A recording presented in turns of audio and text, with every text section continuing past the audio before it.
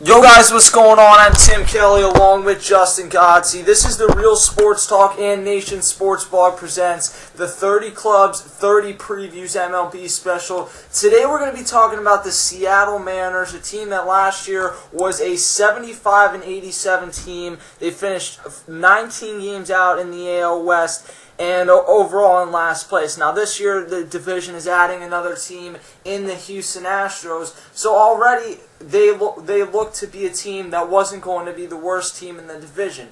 In the offseason, they made some moves to strengthen this team. They acquired Michael Morse in a trade. They acquired Kendrys Morales in a trade.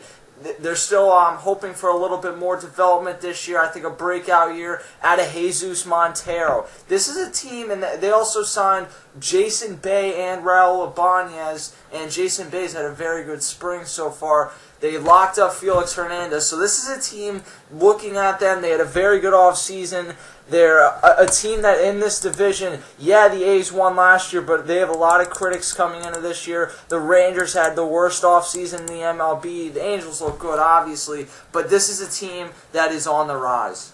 Absolutely. I really like what they did this offseason. They got Michael Morse. They were able to acquire another power bat in Kendrys Morales from the Angels, but yet they had to trade away one of the best starting pitchers on this team last year. Well, Felix Hernandez being the ace, with the number two guy being Jason Vargas. He ended up going to the Angels for Kendrys Morales. Now, it was also surprising on who else they brought in this year. They got Jason Bay, like Tim said. You got Raul Ibanez, who is really not going to lay an impact. He's going to be more of a bench piece. When his time is called, he's going to get some playing time. And then you look at the guys who got non-roster invites, were pretty much, minor league deals. They got Jerry Bonderman, who is trying to get back into the major leagues, and he signed a minor league deal with the Seattle Mariners. Danny Farquhar, who played over in the New York Yankees for a while, comes over to the Mariners. John Garland, another guy who is also trying to make a comeback in the major league level. He played with the Cleveland Indians for, he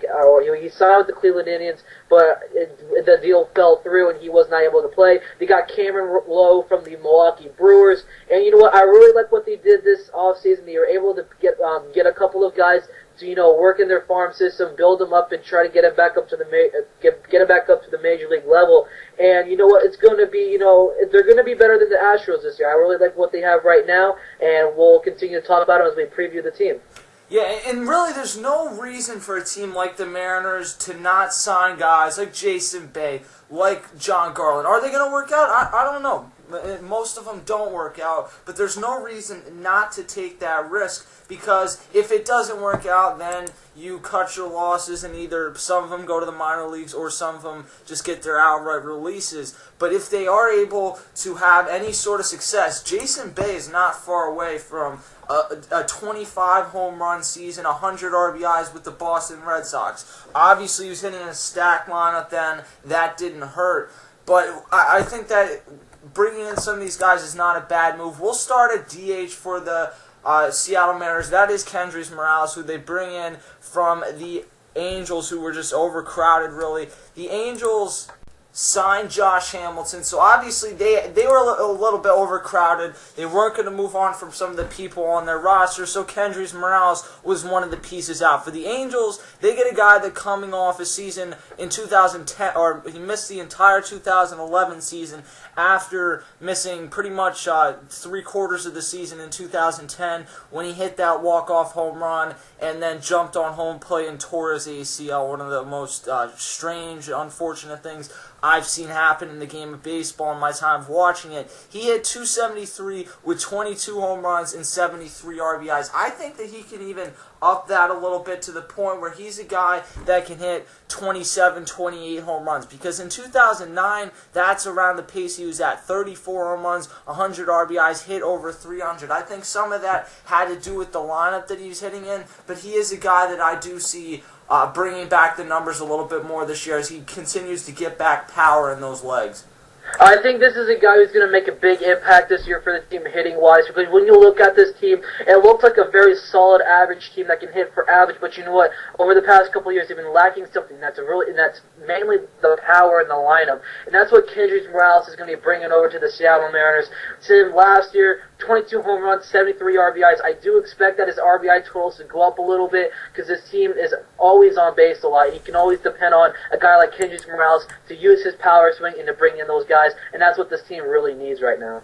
Yeah, there's no doubt about that. And then at the catcher's position, a guy who they traded away, Michael Pineda, who things haven't necessarily worked out for Pineda, but he is a guy that was electric a few years ago. They traded away him to bring in some offense in Jesus Montero, who hit 260 last year, 15 home runs, 62 RBIs. He's never been a guy who's been known to be the greatest fielder, but he has a great bat, and I think that he's someone that we look at as a breakout candidate this year. He hit 260 last year. I could see him hitting 280, and I think the home runs will be up over 20 this year.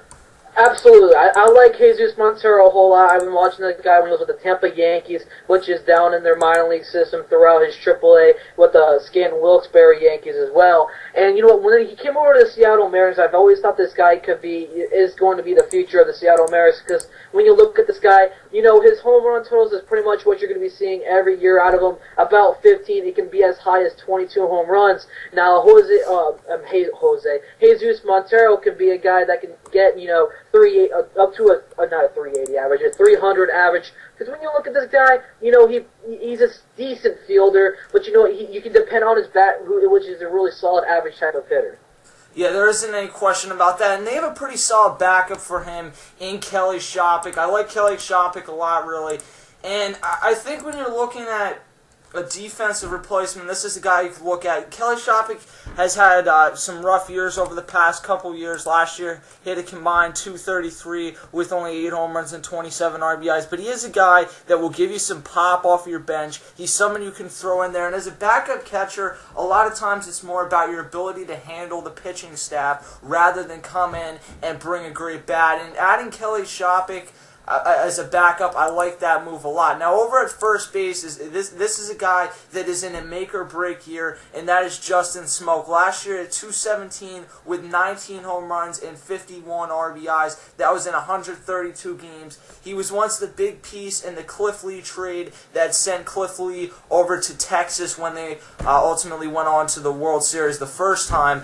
Cliff Lee got traded to Texas, and this was the big piece, and he's shown signs. 19 home runs, that's not bad, but 217 is not cutting it out of Justin Smoak. He has to show a big year this year, and if he doesn't do that, then ultimately they have other options. They can move Michael Morse to first base. If Jason Bay and Raul Ibanez can work something out in left field, then they have other options this year if Justin Smoak doesn't work out. Kendrys Morales can play first. There are other options, and Justin Smoak he really has the gun to his head this year.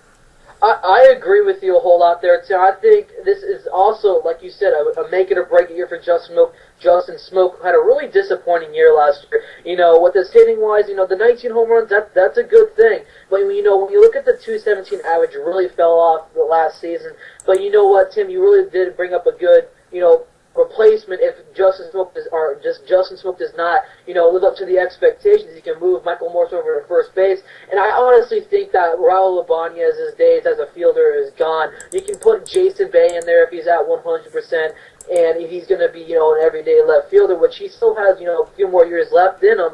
He just has to be up there at 100%. But you know what, like you said, Tim, Justin Smoak is a make-it-or-break-it year for him. Yeah, I mean, Raul Ibanez he's never been a great fielder, but I don't think he's gotten to the point where you can't say that, well, we're going to put him out in the field a couple times a week. We know he's not the greatest fielder, but he still has some pop in his bat. We'll see. Again, it's not ideal, but if that's what it has to come to, having Justin Smoak hit 217 at first base isn't ideal either. Another guy who I'm looking at, and he's still very young, but he disappointed me last year, was Dustin Ackley at second base. Ackley last year at 226 with 12 home runs, 15 RBIs, and 13 stolen bases. This is a guy that I looked at as someone that was going to be hitting in the 290s, close to 300. He was a top prospect, and the 226 average was just extremely disappointing out of Dustin Ackley. I know that they've acquired pieces like Michael Morse, and Jesus Montero. But Justin Smoak and Dustin Ackley were really the first two lineup-wise that they tried to build this team with because they were both top prospects. And both of them are in years where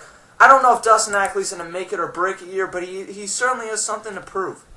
He has a great future ahead of him, Tim. This is a guy who I've compared to J.J. Hardy coming up through with the Tacoma Rainers. I think that's what their AAA affiliate is. But you know what? Dustin Ackley, throughout his time in the minor league system, does not wow you with a lot of home runs. Last year was the highest home run total in his major league and minor league baseball career with 12 home runs. He had 50 RBIs. But you know what? This is a guy who can hit up in the 300 ranges. Do I expect him to hit up in the 300 range sometime in his career? Absolutely. But you know, right now, he has got to improve on a lot of things. His swing needs to add more power to his bat, and you know what? He really needs to get that average up because you know it was not the greatest year of him, to be honest with you. He just needs to play more defense, needs to improve on his bat skills. You know what? He could be a top second baseman somewhere down the line in his MLB career.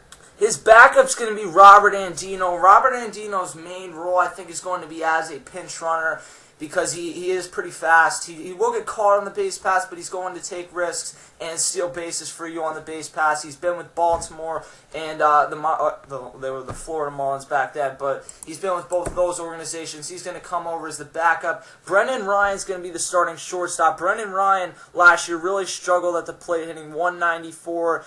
He stole 11 bases. This is just really, Brendan Ryan is a solid fielder, but he's never been a guy, whether it's with St. Louis or Seattle, that has been a very good hitter. He's never been that, except in 2009 when he hit 292. Other than that, he's really been a guy that you expect to hit below 250 and field very well. And if you get a good contribution from Dustin Ackley, from Justin Smoke, then okay, that's fine that you just have a guy in there that will give you good fielding. But if not, then you really have to question if Brendan Ryan is your guy at shortstop, because you're going to need more production out of this lineup.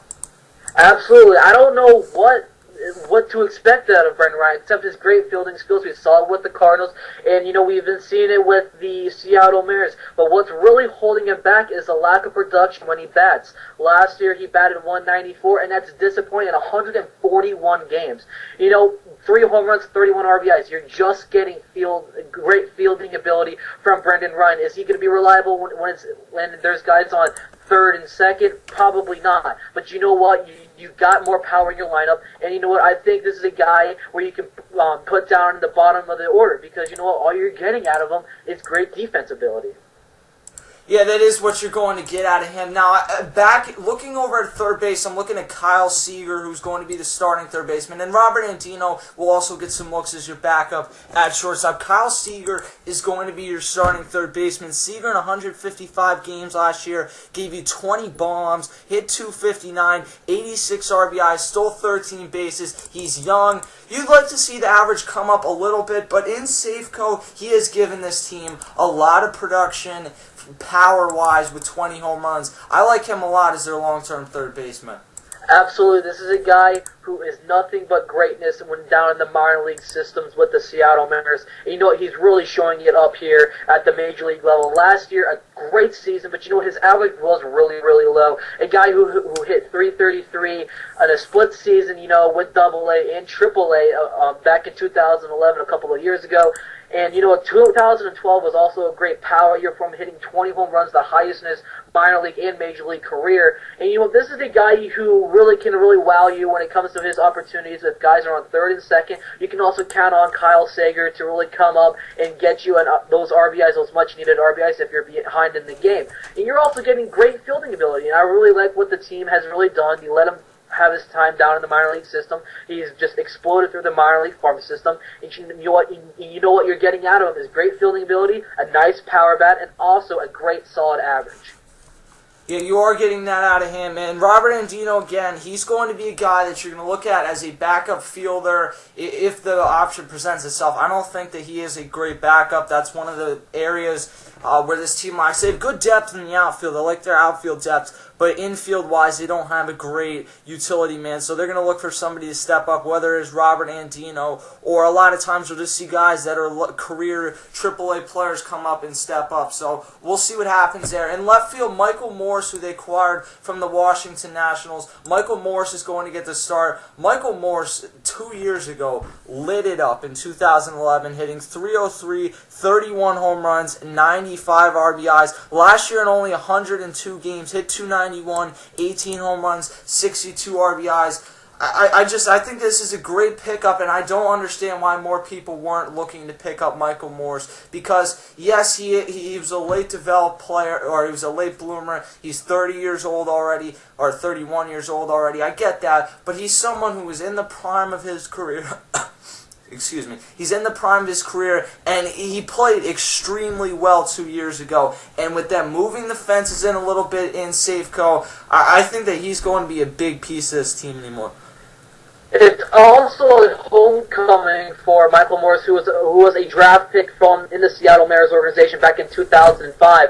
And you know what? I really like the way that the Mariners went out and they really pursued him because, back in the offseason, Michael Morse was being looked at by the Tampa Bay Rays, the Texas Rangers, and the Seattle Mariners, who just grabbed onto him and were able to acquire him. And you know what you're getting out of Michael Morse is great outfielding ability. This guy is a multi-tool player. He can play in the outfield, can play in the infield, play in third base, first base. I mean, this guy is a multi-position player. And when it comes to his bat skills, man, it's just phenomenal. 2011, 31 home runs, 95 RBIs. You got to have that year out of him this year if this team is really going to be surprising and really contend in this division, which is really just stacked up top to bottom with the Angels and the Rangers, who Rangers still have, some good players on it.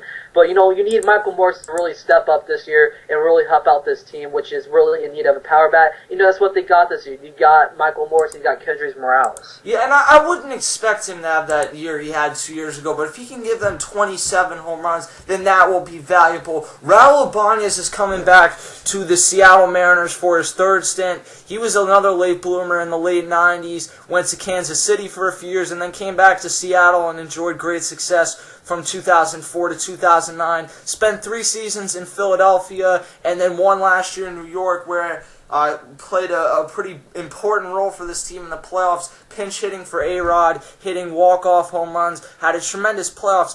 Ultimately, Raul Ibanez is an extremely streaky hitter. You'll look at the numbers at the end of the year with Raul Ibanez and really wonder sometimes how he got to 19 and 20 home runs. But he will have weeks where he's going to hit you 2-3 home runs, and when he's streaky, you need to find a way to get him into the lineup because he's very valuable. As far as average at this point, you're looking at the 240 and 250 range, but I do believe that bringing him back, it's a move that if Raul Ibanez wants to come back and he's willing to take a backup role, if you're the Mariners, you kind of say, well, why not?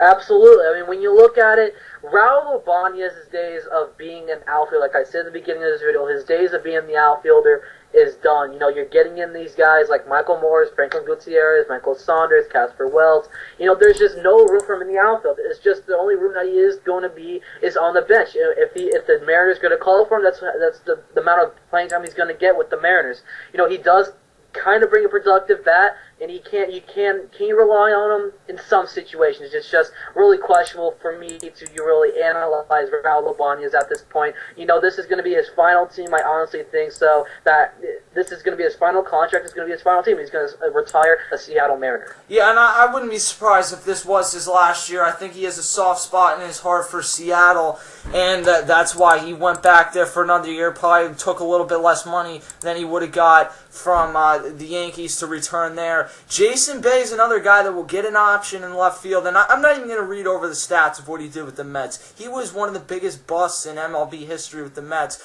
but only in 2009 he hit 36 home runs. In 2008 he hit 31 home runs, and that feels like so long ago, but he was an extremely productive player, and I feel like he's hit 2 bombs already in spring training. I do feel like there's going to be a role for Jason Bay on this team. I don't think he's going to get back to what he was a few years ago, but I do believe Jason Bay, whether it's as a bench role or even if he could work his way up to a starter, which I don't expect, but if that would happen, I think this is a comeback player of the year candidate. Comeback player of the year, I think that's a little bit too far. It's just the amount of playing time he's going to get with this team. Jason Bay can still come back. Not this year. I honestly do not think. It all depends on the playing time that he has. One of the biggest busts, Tim, you really said that, freaking clear, that he was the biggest bust with the New York Mets. The New York Mets are still paying Jason Bay. The Mets just wanted him off the roster, trying to bring up more guys in their farm system to replace Jason Bay as he's now playing for the Seattle Mariners. And, it's just all about that playing time. Can Jason Bay, if the Justin Smoke at first base, is he going to be a bust for the Mariners this year? And they decide to go a different direction, move Morse over to first, and then you can really go at Jason Bay. It has to be early part of the year if Jason Bay is really going to make an impact for this team. In center field, Franklin Gutierrez is going to be the starting center fielder. Franklin Gutierrez has struggled to stay healthy the last few years, to say the least. Playing only 92 games in 2011 and then 40 games in 2012. In 2010, though, he hit .245, stole 25 bases, is a solid fielder. His role for this team is probably not going to be at the plate. He's going to hit about 10 home runs if he's able to stay healthy. But I do believe that Franklin Gutierrez is a solid center fielder, and he's going to be a solid fielder for this team this year. I really like Franklin Gutierrez. Just that big issue is just staying healthy throughout the entire season. He played really good over with the Cleveland Indians for a couple of years. Then he's coming over to the Seattle Mariners where he won, I think, 1 or 2 Golden Gloves due to his outfield ability, which is phenomenal. Franklin Gutierrez, he has a solid average. That's pretty much what you'd be getting out of him. Is he going to hit you a lot of home runs? I think the highest in his career total in the major leagues was 18. I think that was back when he had one of those productive years in 2009. I think that was even the same year where he won that Golden Glove. And you know what you really need out of him is just for him to be healthy. And you know what? I think this is a guy you guys really want to look out for the Seattle Mariners this year.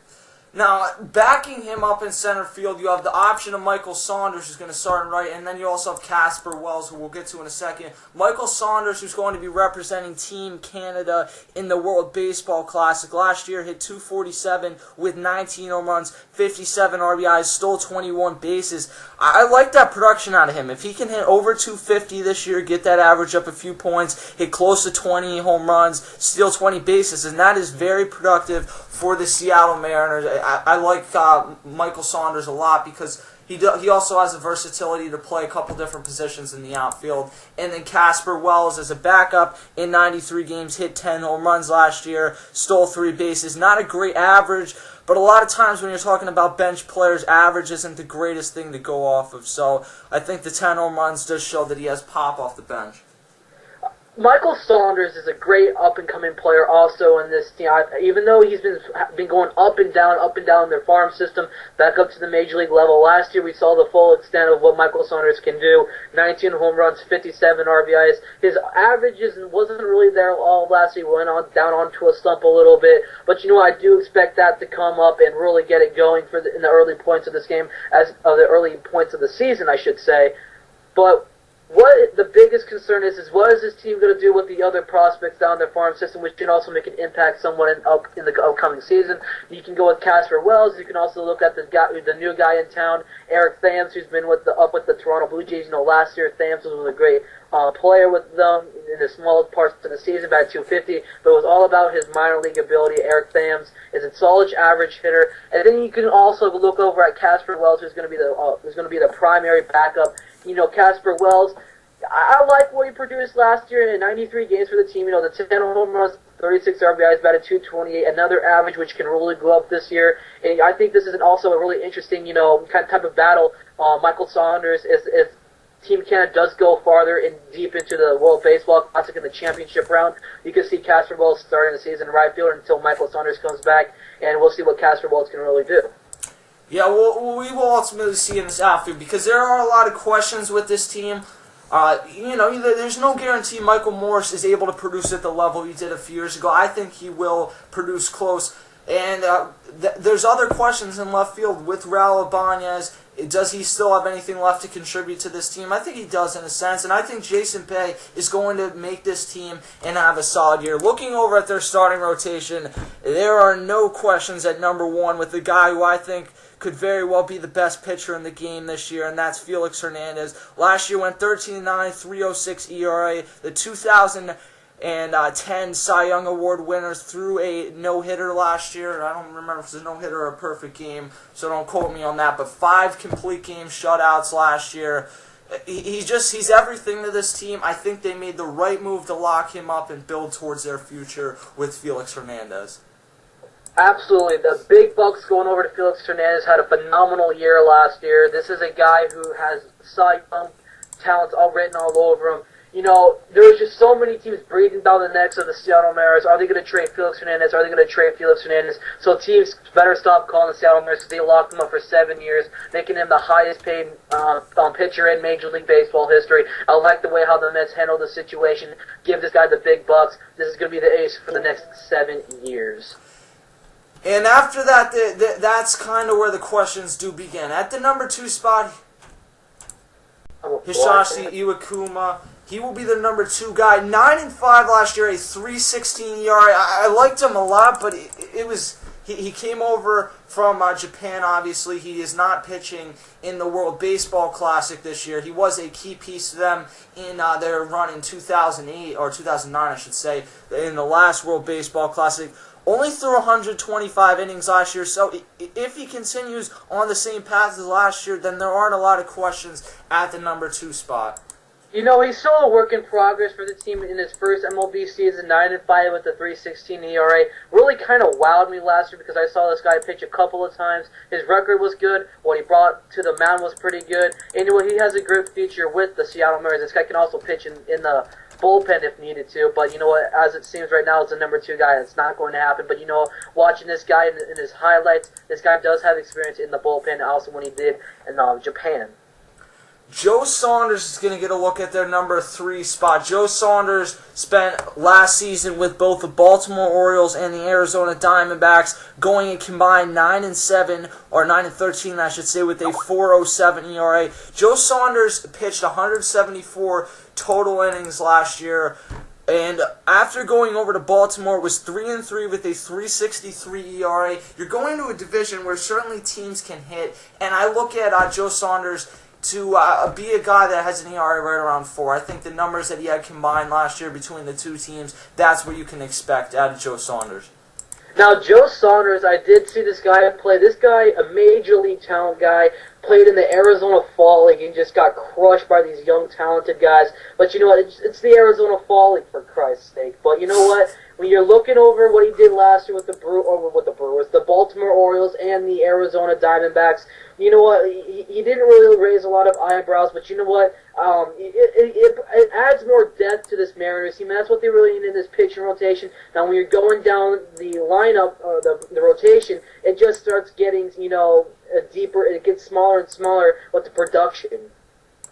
Blake Beavan then is going to get their number 4 spot. Beavan last year at AAA Tacoma combined with the MLB. In the MLB, he went 11-11 with a 4.43 ERA. That was after a tremendous start at AAA Tacoma. So 4.43 at the number 4 spot. It's not horrific. I think they would like to see it come down to about the 4.20. I think that's a realistic expectation for Beavan this year. Beavan, I honestly, I saw him play with Tacoma. I do watch a lot of minor league baseball. I'm a huge prospects guy. I like what he brings to the plate. Last year was just a scratch on the head. I still think that he can be really productive. And, we'll just have to wait what the future has for him in Seattle. Erasmo Ramirez will finish out this team's rotation. In 2012, got 16 total appearances at the MLB. Only 8 of those, however, were starts. Went 1-3 with a 3.36 ERA. At AAA Tacoma, went 6-3 with a 3.72 ERA. So I think the gist here, Justin, is that this is not a bad rotation, but there's some questions. Yeah, when you're also looking at the number 5 hole, you got Erasmo Ramirez, and you also got Hector Noesi, who's still contending for a job in the rotation. During his spring stats, when you're looking at it, it's not the greatest. I think Erasmo Ramirez is going to run away with this. And you know what? That's going to be the better route. I think Hector Noesi, he's still young, coming from the Dominican Republic. I was a huge fan of him when he was with the New York Yankees. I think it's just time for him to go down to AAA Tacoma, the Rainers, and just redevelop himself and come back when his time is called. But you know what? It does question me a little bit that the depth the depth, but the production kind of lacks at the number 4 and number 5. You can really make a case for Joe Saunders, but you know what? The number 1 and number 2 hold is really solid for this team. And you know what? I still think that the Mariners should have gone out this offseason and added more pitching to this depth and just really get more competitions going and bring in more MLB caliber type of starting pitchers. But then again, it also brings up what they did this offseason. Jeremy Bonderman's here, John Garland. Can those 2 guys start off in AAA Tacoma and really blow them away, and probably end up taking over, Ramirez if he goes out on a slump, and possibly even go on a slump. And it can also go either or. So we'll just have to wait and see how this the bottom of the rotation really stands out for the rest of the season.